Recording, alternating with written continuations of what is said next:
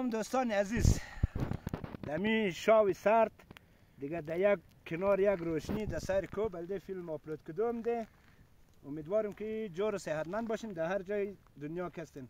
ولی میخوایم یک دو قطعه شعر بلدهشون تقدیم کنم که شما یک کم خوشحال شنین، شما از خواب واشنه. هوا خوب گرم ملایم امشب، در آمزنون سرما قایم امشب. جوان و جمع شوید ملای امشب، در شان متوی گل چهره امشب. البته در بالنا آقل چیه؟ جشن تولده. خواه گروم که در پالوی مسته، بله باله شفته بازوی مسته. بیدار مشوم هیچ کس نیه دبر ما، دمی دنیا تو آرزوی مسته.